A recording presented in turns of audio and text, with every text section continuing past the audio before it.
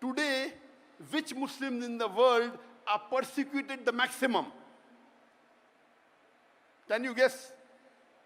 Muslims in which part of the world are persecuted the maximum? Can you guess? From where? Myanmar. Palestine. According to me, today, maximum that Muslims are being persecuted is in Xinjiang, China. Uyghur Muslims.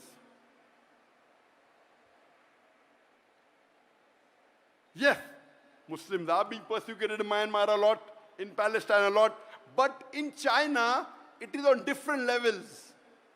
At least in Palestine, the Muslims can pray Salah. Correct? They can say Allahu Akbar. They can fast. They can read the Quran. They can get the contentment in their heart. They are being persecuted without doubt.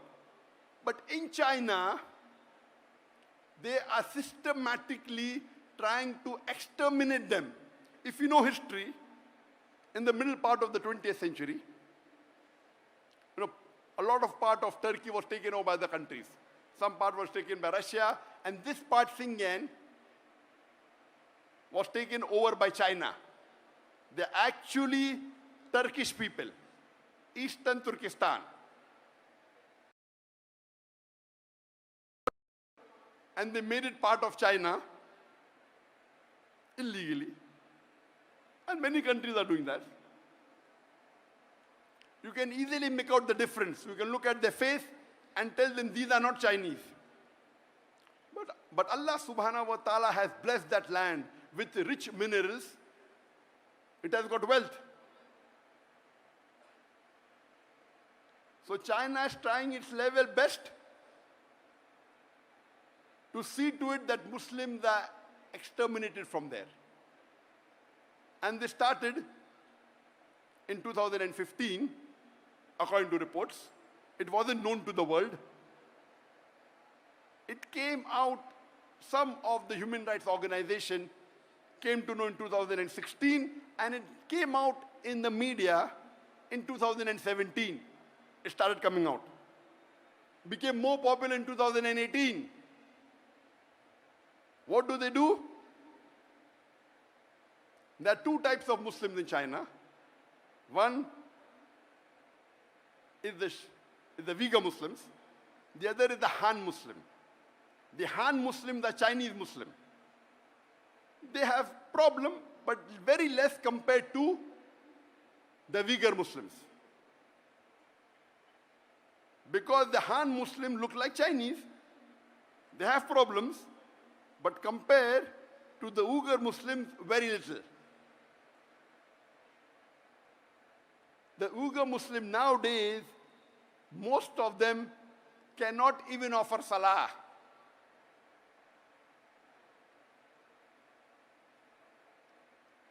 They're not allowed to fast. They are forced to have food during Ramadan. Many are forced to have alcohol. They aren't allowed to learn Arabic. And if they don't listen to the authorities, they are put into concentration camps. The Chinese government says this is re-education. Re-education. Many of the Uyghur Muslims in these concentration camps, they are tortured. They are harassed. They are asked to give up their religion. They are asked to follow communism. And those that are outside, they are being tracked by cameras, by face recognition. And this has been leaked by the human organization. Almost all of them, they are non-Muslim organizations. So much so that 1 month before, in July, there were 22 countries that wrote a letter to UN objecting on the human rights violation against the Uyghur Muslim in China. 22 countries. There are about 195 countries in the UN. 22 countries wrote a letter to UN saying there is human rights violation in China against the Uyghur Muslims. And do you know, out of these 22 countries, there was not a single Muslim country which objected. All of them were non-Muslim country, mostly European country. Isn't it a shame? There are about 56 countries in the world, more than 25% of the countries in the world, they have majority Muslims. It were 22 non-Muslim countries who objected to the violation of human rights in UAE. And when interviews were taken of some of the heads of states, and some did say that Muslims are weak, it will not benefit us much to object. To tell you the fact, they may be right. What they're doing, if you did not object and kept quiet, they may be using the rule of the Sharia, let a small loss take place to prevent a big loss. The Sharia gives you permission in Islam, it's usul, that let a small loss take place to prevent a big loss. If you think by objecting, you will not get any benefit, but there may be retaliation, there may be problem in your country, and if you do not take the best or the second best option of stopping with the hand or stopping with the tongue, you remain silent. This, if the situation is like that really, that if you object there may be retaliation, and if you take the decision of keeping quiet, Sharia gives you permission. That among the 56 countries, no one had the guts. But 22 non-Muslim countries had the guts. Here the story doesn't end. The story, which is really disheartening, is few days later, 37 countries give a letter to UN saying what the Chinese government is doing is correct. They are not torturing the Muslims. They are not violating human rights. They are educating them. They are doing anti-terrorism. 37 countries. Out of these 37 countries, 15 countries were Muslim countries.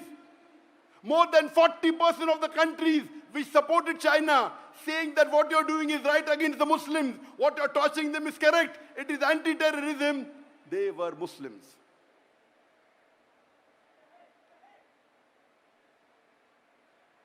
Alhamdulillah, Malaysia wasn't one of them.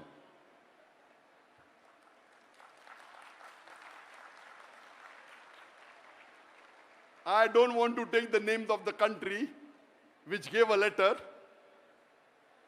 because I want to wake up the Muslims. By Allah's grace, I meet the heads of most of these countries.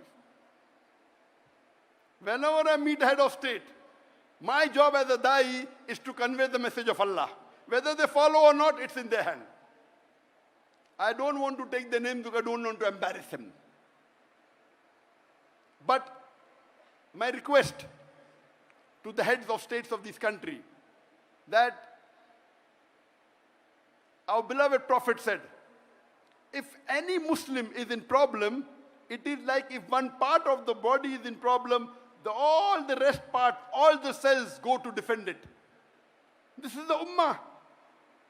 If any Muslim, he may be in any other part of the world, he's a Muslim, he's your brother in faith, you have to support him.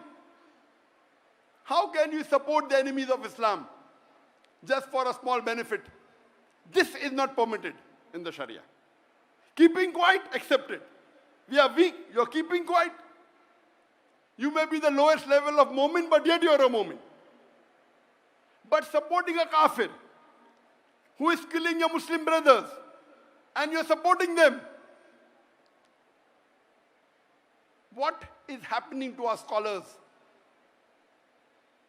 I am not a scholar, I am a da'i. The job of a da'i is to listen from the scholar and convey it to the masses. The scholar may be very intelligent, knows Islam. The job of a da'i is to make it simple and convey it to the mass. I am not a scholar, I am a da'i. And I told this 2 days ago. And I'm telling it again. That please don't exchange. What are you doing? For a seat in this world, for power in this world, for wealth in this world, you're exchanging your seat in Jannah. And you're purchasing your seat in hellfire. You're a very bad businessman. The Jannah is the true happiness. And I gave the details in the first talk I gave in Kelantan on the 7th of August, day before yesterday. What's happening to the Muslim Ummah? We are deteriorating. There was a time when the Muslims were on top of the world. When the Quran was revealed, the Muslims were looked down upon. It was called as Yawmul Jahiliyyah, the days of the ignorance. The Arab did the tawaf around the Kaaba naked. They were Jahil people. Allah reveals the Quran and makes them the torchbearer of the world. The Muslims became on top of the world.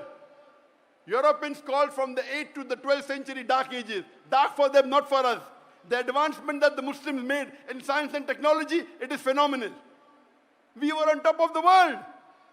Today, Muslims are in large number. More than 25% of the world population are Muslims. We are about 2 billion Muslims. But we are looked down upon. We are abused. We are criticized. We cannot do anything. Why? Because that time, at the time of the Sahabas, of the Khulafa Rashidin, the Muslims were close to the Quran and Sunnah. Today, we are far away from the Quran and Sunnah. At that time, we didn't have riches. We were poor. But we had the deen with us. Today, the Muslims are the richest in the world. We have the black gold. But we are looked down upon. Why? Because we are away from the Quran and Sunnah. I request my Muslim brothers all over the world.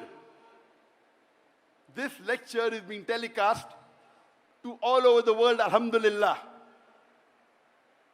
Through the YouTube, which has more than 1 million subscribers, through my Facebook, which has 17.3 million followers, and through peacetv English, which has 100 million viewers, peacetv Urdu, 80 million viewers, peacetv Bangla, 50 million viewers, and peacetv Chinese, peacetv Mandarin, 20 million viewers.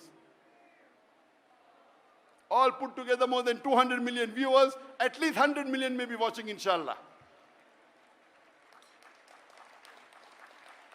Here, mashallah, I'm told that there are about 100,000 people that have gathered here in the stadium.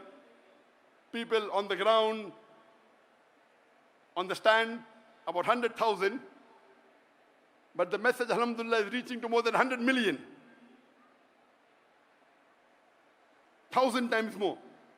My request to the brothers and sisters all over the world is please come close to the Quran and Sunnah. Do not exchange the worldly power, the worldly seat, the worldly wealth for your seat in Jannah. Please don't.